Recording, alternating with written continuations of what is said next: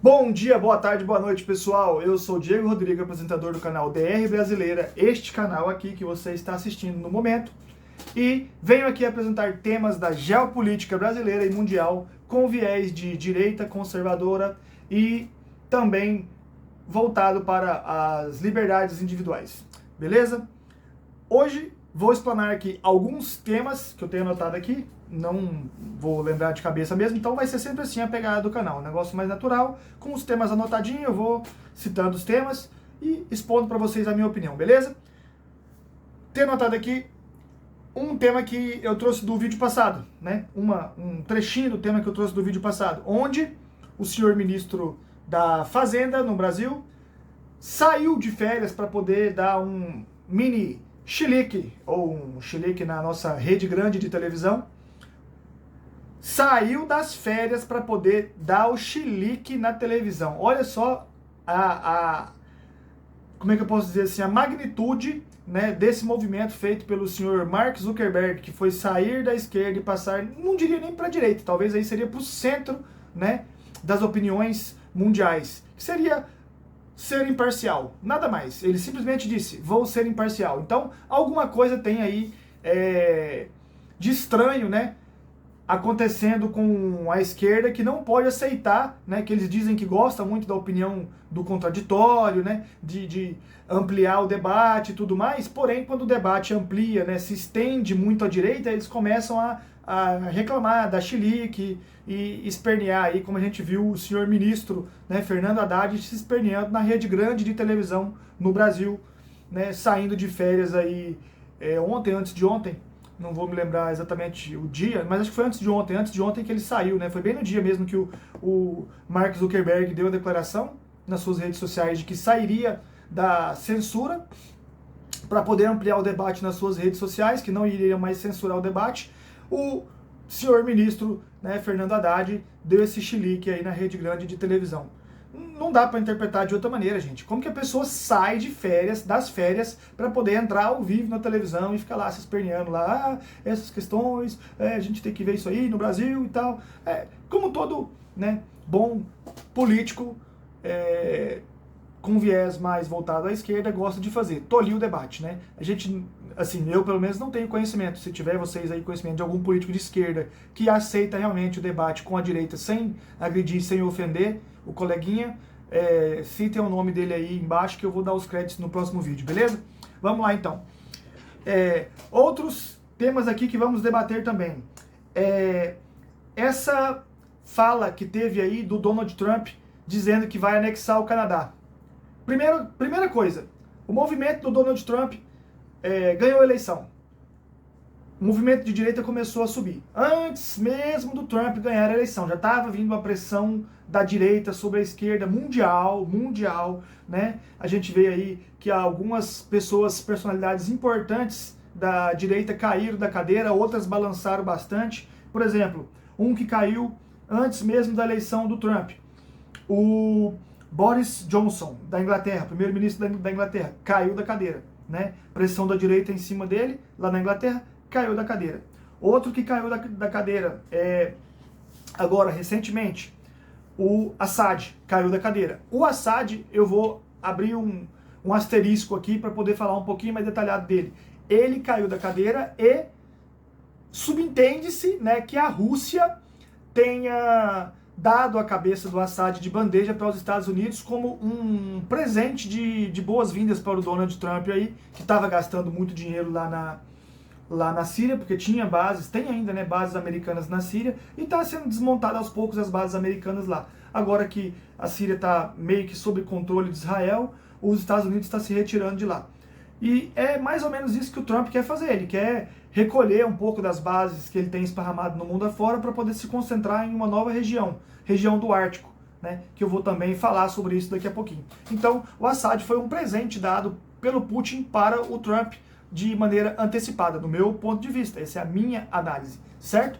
Isso aí visa barganhar, talvez aí alguns terrenos, uns territóriozinhos lá na Ucrânia lá, e por fim até acabar com a guerra, né? Vamos dizer assim, né? Deixar uma região ali sob controle da Rússia, outra região sob controle da União Europeia, aos moldes, vamos dizer assim, da Alemanha Oriental. A Rússia é especialista em dividir países, eles gostam bastante desse tipo de política aí, né? Então, acredito que pode ser um final feliz aí, entre aspas, né? Nem tão feliz assim para a Ucrânia, mas para a guerra de modo geral, dividir a Ucrânia, né? Ali. Enfim, pode ser um princípio de negociação. Vamos lá.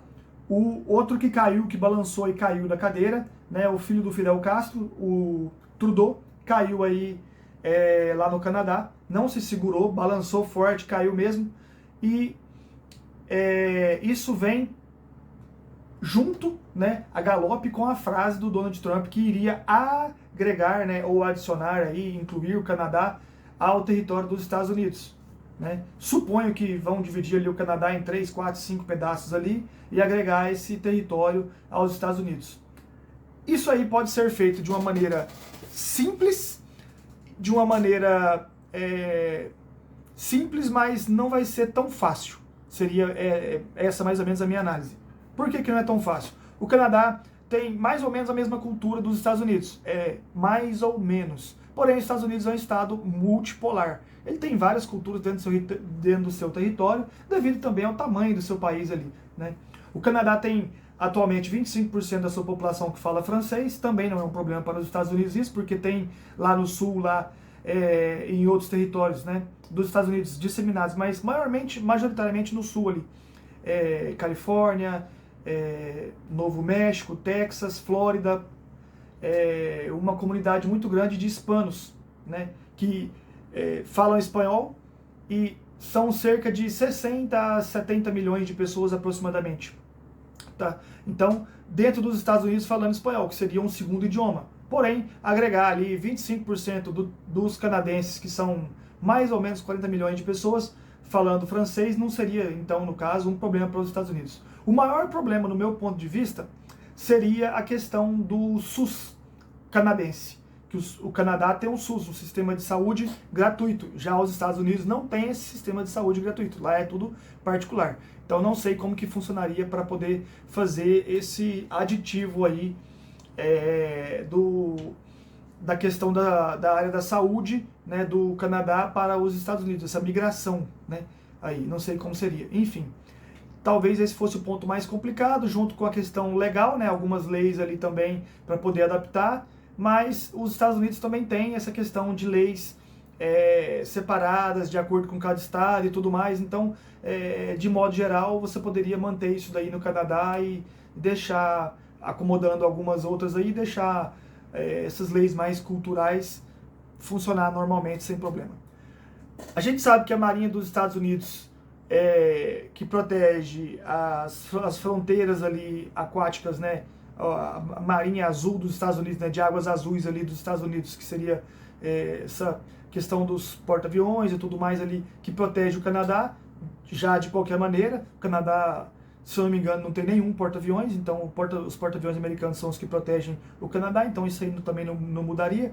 Sistema de cultura, de educação são parecidos. A moeda dos Estados Unidos e do Canadá, ambas são dólar, porém dólar canadense, dólar americano, e quando o dólar americano sobe, o dólar canadense acompanha, sobe também. Quando o dólar americano cai, o dólar canadense acompanha e cai também. Então, unificar as moedas seria algo muito fácil de se fazer, não seria um problema também.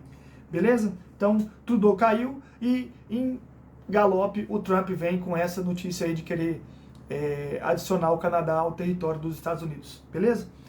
Tudo isso acontece por quê? Porque o foco agora, com o degelo das calotas polares, o foco agora se torna naquela rota do Polo Norte, né? A rota do Ártico, que encurtaria em até 20 mil quilômetros alguns trânsitos de navios, né, que temos aí. Então, esse trânsito, imagina, encurtado em até 20 mil quilômetros, dependendo da rota que for feita, gente, é um absurdo, né? E não dá para dizer que um país que não olhe para essa rota, né, estando ali na região de maneira positiva, não estaria analisando bem a situação. Então, os Estados Unidos está analisando bem a situação, tem interesse também em comprar a Groenlândia, da Noruega, se eu não me engano, acho que é o país dono da Groenlândia no momento. Eu vou pesquisar isso daí e trago para vocês no vídeo depois. Isso daí vai ser um vídeo à parte, tem que fazer uma pesquisa sobre isso ainda. Mas, de modo geral, os Estados Unidos está olhando com bons olhos para o Ártico agora, beleza? E aí, vamos lá, continuando aí a subida da direita. Agora, a galera que balançou, mas não caiu ainda. Olaf Scholz, na Alemanha, balançou, mas não caiu, porém perdeu, né, votos de confiança dentro da Alemanha, e numa possível eleição futuramente aí ele vai cair, não vai se manter no cargo mais. A gente está vendo essa balançada aí do Olaf Scholz na Alemanha, e por muitas decisões que a esquerda alemã vem tomando sucessivamente aí. A gente viu que a Alemanha ultimamente tomou prejuízo em várias áreas, principalmente na área da energia, né, onde tinha um gás barato que vinha da Rússia, e agora acabou a festa do gás barato, da energia barata, desligou aí as usinas nucleares em detrimento desse gás russo, e acabou que o gás não vem mais, porque o Nord Stream 1 e 2, que são os gasodutos que traziam, né, gás da Rússia para a Alemanha, foram destruídos. Enfim, vamos lá. Outro que balançou e ainda não caiu é o Macron, mas está sob alerta, sob muita pressão, né? E esse movimento de direita é um movimento muito consistente. Então ele vem pressionando países da Europa, pressionando França, Bélgica, Alemanha, Espanha, Inglaterra, né, de modo geral. Então, na Europa, esse movimento vem de forma consistente e com muita pressão em cima dos líderes políticos desses países aí. Macron balançou, mas ainda não caiu, porém bastante pressionado. A gente sabe já que a Itália e a Hungria são... a Itália, a Hungria e Polônia são países que já têm um dirigente aí, né, um comandante supremo do país bem à direita, e tem dado resultados positivos. Na Europa, as pessoas, diferentemente daqui do Brasil, observam, né, o que os seus vizinhos estão fazendo e tomam de exemplo para si. Né? A gente parece que não tem observado isso muito bem. Tem um vizinho nosso ali do norte, ali, no noroeste ali, brasileiro, é isso? Noroeste brasileiro, né, fazendo umas coisinhas ali, como controlando, né, a população de maneira desigual. E a gente não está observando isso. Na Europa eles fazem essa observação e aprendem rapidinho, né? Aprendem com o vizinho. Não precisa de acontecer o problema dentro de casa. Às vezes até acontece, mas eles observam o vizinho e tomam aquilo ali como exemplo para eles. Beleza?